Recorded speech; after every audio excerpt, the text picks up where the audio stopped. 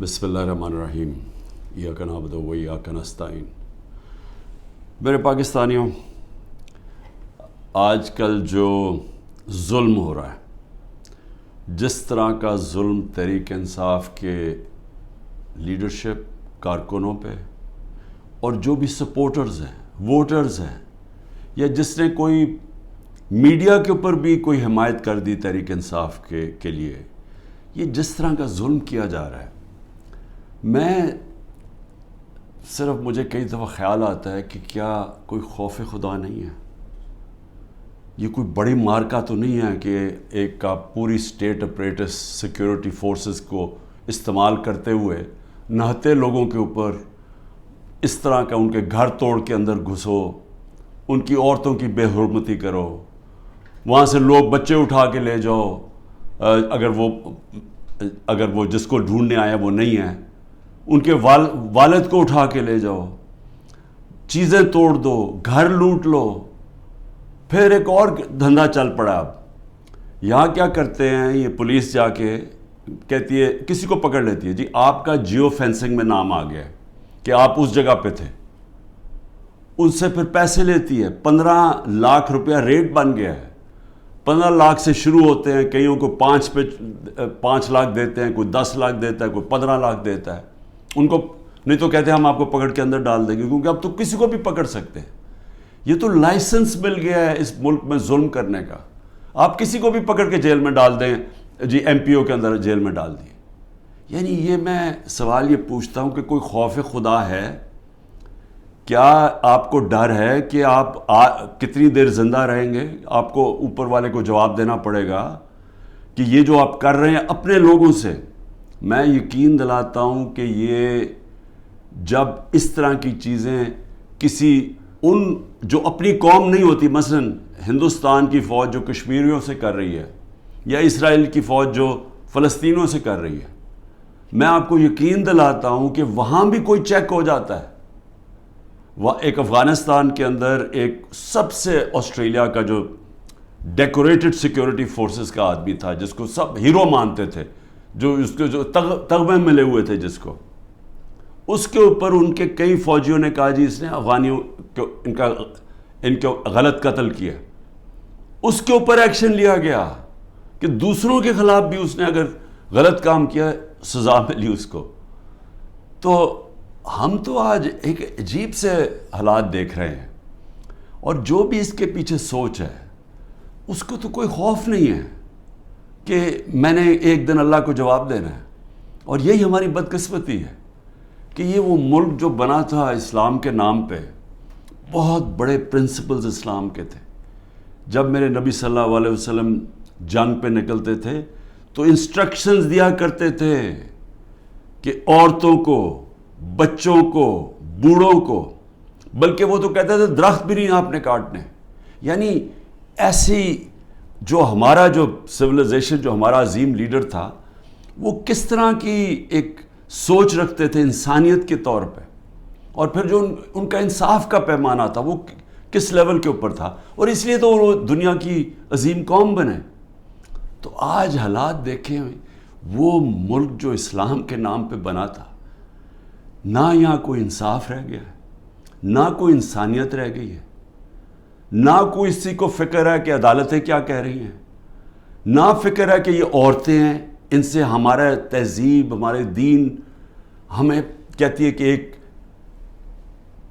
ان کی عزت کرو، ان کا دھیان رکھو، نہ ان کی فکر ہے۔ 15 سال کے بچوں کو اٹھا کے لے گئے ہیں، بوڑھوں سے جو کیا ہے، جو ہمارے کارکنوں، ہمارے لیڈرشپ، عثمان ڈار، اس کے گھر میں گھس کے اس کی والدہ سے جو کیا، جو اسلم اقبال، ان کی والدہ آکسیجن کیا ہے، اس سے جو کیا ہے، تو مجھے تو حیرت ہوتی ہے کہ کوئی اس میں کوئی آپ میں شرم نہیں ہے، کوئی خوف نہیں ہے اللہ کا۔ شہریار افریدی کا بھائی فوت ہو جاتا ہے، شہریار افریدی کو اجازت نہیں دی جاتی اپنے بھائی کی فوتگی، اس کے جنازے پہ جایا جائے۔ ہمارے دور میں نواز شریف کی بیوی فوت ہوئی، 4 دن گزارنے کے لیے دیے ہم نے۔ تو یہ کون سا جرم کیا ہے شہریار افریدی نے؟ کوئی پتہ تو چلے کہ جرم کیا کیا ہے. کیا جرم یہ کیا ہے کہ پرامن احتجاج کرنا ہمیں ہمارا آئین ہمیں حق دیتا ہے؟ پرامن احتجاج، کیونکہ یا تو یہ ثابت کرے نا کہ کسی نے توڑ پھوڑ کیا ہے، ہم آپ کی مدد کریں گے. ہم ہتھیار بیٹھے ہیں، آپ بتائیں کہ کور کمانڈر ہاؤس کسی نے جلایا یا کسی نے کوئی پولیس کی گاڑی جلائی ہو، ہم کہتے ہیں کہ ہم پہلے دن سے کہہ رہے ہیں کہ ہم ان کو، یہ مجرم ہیں قوم کے. لیکن کتنی گاڑیاں جلی، کتنے آگ لگی کور کمانڈر ریڈیو پاکستان، کتنے ہوئے؟ 10 ہوں گے، 8 ہوں گے، کیا ہوں گے؟ نہ اس کے اوپر کوئی تحقیقات کی. ابھی تک سی سی ٹی وی کیمرہ کی فوٹیج نہیں آئی جو کہ کور کمانڈر گھر میں ہوا ہے. کیپٹل ہل میں جب ٹرمپ کے فالوورز نے گھس کے وہاں جب گھس گئے تھے، پہلی چیز کیا، ہیڈ آف پولیس کو معطل کیا گیا. یہاں پوچھا ہے دندراتا پھر رہا ہے جو پنجاب کا آئی جی، اسے پوچھا کہ یہ تم میں جب سارا پتا تھا کہ کراؤڈ آ رہا ہے کیوں نہیں آپ نے پروٹیکشن دی؟ اور کس کو فائدہ ہوا اس سے؟ سوال میرا یہ ہے کہ یہ جو 9 مئی کا فائدہ کس کو ہوا؟ تحریک انصاف کو نہیں ہوا. جس کو فائدہ ہوا وہ ذمہ دار تھا 9 مئی کا. اور میں آپ کو آج لکھ کے دیتا ہوں کہ جس دن ایک انڈیپینڈنٹ اس کے اوپر انویسٹیگیشن ہوگی، یہ ثابت ہوگا کہ یہ کیا گیا تھا، پری پلان تھا.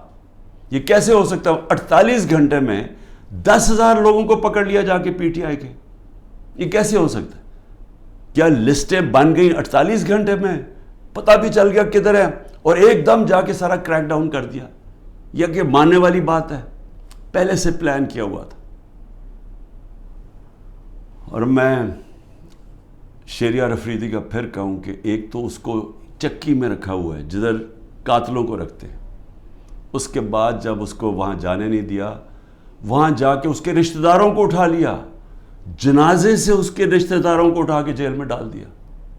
ابھی بھی لوگوں کو پکڑ پکڑ کے جیل میں ڈال رہے ہیں. اور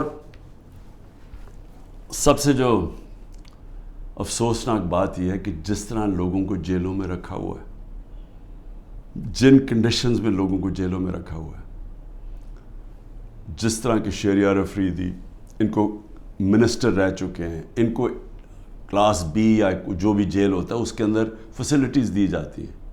ذرا دیکھیں یہ نواز شریف وغیرہ اور یہ مریم یہ کیسے رہتے تھے جیلوں میں، شہباز شریف کیسے رہتا تھا. اربوں روپے کی چوری کی ہوئی ہے انہوں نے، کنوکٹ ہو گئے ہیں. پینما کے اندر انکشاف ہوا کہ یہ مہنگے ان کے اربوں روپے کی اپارٹمنٹس، یہ یہاں سے پیسہ چوری ہو کے گیا کیونکہ ان کے پاس تو کوئی منی ٹریل نہیں تھی. تو رہن سہن ان کا دیکھیں، ان کی کیا غلطی ہے؟ کیا یہ غلطی ہے کہ کہیں تحریک انصاف اقتدار میں نہ آ جائے اس لیے اس کو کرش کریں؟ جو بھی تحریک انصاف میں اس کو کرش کیا جائے. اور جو ہمارے لوگ سینئر لوگ کے ڈاکٹر یاسمین 75 سال کی ہیں، ان سے ابھی اس گرمی کے اندر جیل میں رکھا ہوا ہے. واضح کہہ رہی ہیں کہ اندر نہ جاؤ، ان کی ویڈیو میں بیٹھی کہہ رہی ہیں کہ ایک کور کمانڈر گھر میں نہ جاؤ، ان کو جیل میں رکھا ہوا ہے. میاں محمود، اس کو تشدد کیا اس کے اوپر، اس نے عدالت میں جا کے کہا کہ مجھے نامعلوم افراد نے میرے اوپر تشدد کیا.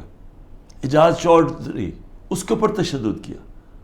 تو یہ سارے جو ہمارے لوگوں کو اندر ڈالے ہوئے، علی محمد وہ ایک نکلتا ہے پھر جیل میں ڈال دیتے ہیں. بس صرف ایک کہہ رہے ہیں جادو کا لفظ کہ جی میں پی ٹی آئی چھوڑ رہا ہوں تو ان کے اوپر سب کچھ معاف ہو جاتا ہے، سارے قتل معاف ہیں، دہشت گردی سب کچھ معاف ہے. تو یہ ایسا تو اس طرح کا تو انصاف نام کی چیز ہی ختم ہو گئی ہے. یہ نظام جو چل رہا ہے، کیا اس سے یہ آپ حاصل کر لیں گے یہ جو کرنے جا رہے ہیں کہ کسی طرح تحریک انصاف کرش ہو جائے گی؟ میں آپ کے سامنے آج بیٹھ کے میں یہ دعویٰ کرتا ہوں، آپ جو مرضی کر لیں آپ تحریک انصاف کو نہیں روک سکتے. جتنا مرضی ظلم کریں گے تحریک انصاف کا ووٹ بینک بڑھتا جا رہا ہے. یہ لوگ بھیڑ بکریاں نہیں ہیں. انسانوں میں اور جانوروں میں فرق ہوتا ہے. انسانوں میں جب شعور آ جائے، وہ جو انگلش میں فریز ہے an idea whose time has come، جب ایک دل میں اور دماغ میں ایک سوچ جب آ جاتی ہے انسانوں کی آزادی کی، کوئی طاقت اس کو نہیں روک سکتی. تو میری یہ جو کیا جا رہا ہے، یہ جو ظلم ہے، نفرتیں بڑھ رہی ہیں، اداروں کے خلاف نفرتیں بڑھ رہی ہیں، یہ ہمارے ملک کی تباہی ہے، یہ دشمنوں کا فائدہ ہے. تو میں 2-3 چیزیں اور کہنا چاہتا ہوں ختم کرنے سے پہلے، کہ میرے اوپر 150 کیسز سے زیادہ کر دیے، میرے اور لوگوں کے اوپر بھی کیسز ہیں، میرے پہ 150 سے زیادہ کر دیے. اور جس طرح کے کیسز ہو رہے ہیں، دنیا میں مذاق اڑ رہا ہے پاکستان کا. کوئٹہ میں قتل ہوتا ہے، مجھے پتہ بھی نہیں، وہ اس کیس کا بھی مجھے نہیں پتہ. وہ جو کیس میرے جو وکیل ہیں وہ مجھے کہتے ہیں کہ وہ کیس کی کوئی حیثیت ہی نہیں ہے. ایک کسی شہری نے کہہ دیا کہ جی عمران خان نے غداری کی ہے، تو وہ یعنی وہ اس کیس نے چلنا ہی نہیں تھا، مجھے پتہ ہی نہیں ہے، وہاں قتل ہوتا ہے. 4 گھنٹے کے بعد لا منسٹر میرا نام لے لیتا ہے کہ میں نے قتل کیا، اور میرے اوپر اس کے بعد 40 گھنٹے کے بعد وہ بیٹے کو پولیس میں رکھتی ہے، اور وہ بیٹا کہتا ہے جی عمران خان نے قتل کیا. 302 ہو جاتی ہے. اب یہ سوچیں کہ میرے اوپر جب قاتلانہ حملہ ہوتا ہے، میں تو کیس نہیں اپنا، میری تو FIR نہیں کٹتی. مجھے کئی جگہ ابھی JIT میں مجھے کہتے جی ثبوت دو. بھئی انہوں نے ثبوت دیے تھے کیا؟ یہ جو میرے اوپر 302 ہوا ہے اس کے اوپر ثبوت دیا تھا کوئٹہ میں کہ میں اس میں ملوث ہوں؟ جب ضلع شاہ کا جب قتل ہوا تو میرے اوپر ڈال دیا 302 پھر سے. کیا ثبوت ڈھونڈے تھے کہ کیوں میرے اوپر 302 ڈالا؟ اور اس کے بعد جب پتہ چلا اس کے اوپر تشدد ہوا ہے ضلع شاہ کے اوپر، جب 26 جگہ اس کے اوپر تشدد پوسٹ مارٹم میں نظر آیا، تو پھر چینج کر کے کہتے نہیں جی عمران خان کو انفارمیشن پتہ تھی، وہ کوئی اور کیس میرے اوپر اس کا ضلع شاہ کا ڈال دیا. تو اس کا جو کیس ہے یہ جو کوئٹہ میں، اور مجھے افسوس ہے کہ ایک وکیل قتل ہوا، لیکن وہ کیس کے اندر وہ بیٹے نے پھر دوسری گواہی دے دی ہے کہ وہ اس نے کوئی نام بھی دے دیے کہ وہ لوگ جو ہیں جو وہ سمجھتا ہے سپلیمنٹری میں کہ انہوں نے قتل کیا ہوگا. اس کی بیوی کی وہ ویڈیو چل رہی ہے، اس نے کہا میرے دیور نے قتل کروایا ہے. سارے کوئٹہ کو پتا کہ خاندانی دشمنی تھی. اور پھر یہ ذرا یہ بھی سن لیں، کہا جی میری بہن نے 6 ارب روپے کی زمین خریدی ہے، اور وہ تحریک انصاف کے جب میں پرائم منسٹر تھا اور بزدار چیف منسٹر تھا. ڈیٹ ڈالی نومبر کی، نومبر یا 20 تاریخ کی جی وہ زمین انہوں نے خریدی ہے. اور یہ جو چٹھا جس کو خاص لے کے آئے ہیں، یہ انکاؤنٹر اسپیشلسٹ تھا، شہباز شریف کے حکم کے اوپر یہ لوگوں کو قتل کرتا تھا، اس کی یہ ریپوٹیشن ہے. شہباز شریف ہر مجرم ٹائپ لوگوں کو اپنے ساتھ رکھتا ہے، کیونکہ جو مجرم ہیں وہ پھر جو یہ کہتا کرتے ہیں، کیونکہ ان کو پتہ ہے کہ اس کے بغیر ان کو کوئی پوزیشن نہیں ملی. تو اس کو لے کے آیا اینٹی کرپشن میں. اب وہ کیس کیا بناتا ہے کہ جب عمران خان وزیر اعظم تھا تو میری بہن نے 6 ارب روپے کی زمین خریدی، اور وہ کوئی زبردستی لوگوں سے خریدی، یا وہ کوئی گورنمنٹ کی زمین تھی. اب یہ سنیں، نقل میں بھی عقل چاہیے. وہ جو میری بہن نے چیکس دیے تھے، یعنی وہ چیک کیش پیمنٹ نہیں کی تھی، وہ بینک کے ذریعے چیک دیے تھے، بینک ڈرافٹ تھی، اور وہ سارا ریکارڈ بینکس میں اویلیبل ہے. ان کے پاس ثبوت ہے کہ انہوں نے کب دیا تھا. چیک کب دیے تھے؟ چیک دیے تھے مئی اور جون 2022 میں، جب میری حکومت نہیں تھی، حمزہ شریف کی حکومت تھی. انہوں نے پٹواریوں سے تو چینج کروا دیا، لیکن اب وہ بینک ریکارڈ کیسے چینج ہوگا؟ پٹواریوں سے تو کہا نومبر میں چینج کروا کے، کیونکہ یہ شریف خاندان نے تو ساری زندگی 2 نمبری کی ہے، ان سے ایمانداری سے کوئی چیز ہوئی نہیں آج تک. تو لیکن ہیں کیونکہ ڈفر ہیں، انہوں نے یہ نہیں ریلائز کیا کہ چلیں وہ تو آپ نے پٹواری سے چینج کروا دیا نومبر کا، لیکن جو چیک ہے وہ جو بینک کے اندر جو جب چیک سے پیمنٹ ہوتی ہے وہ تو آ گئی مئی اور جون 2022 کی. اس کے اوپر بھی کیس کروں گا میں. یہ جو کرپٹ آدمی یہ لے کے آئے ہیں، یہ جو انکاؤنٹر اسپیشلسٹ چٹھا، میری بہن بھی کرے گی، لیکن میں صرف پبلک کے سامنے کہنا چاہتا ہوں کہ کتنے نیچے گر چکے ہیں کہ کسی نہ کسی طرح عمران خان کو کسی کیس میں پکڑ کے جیل میں ڈال دیں۔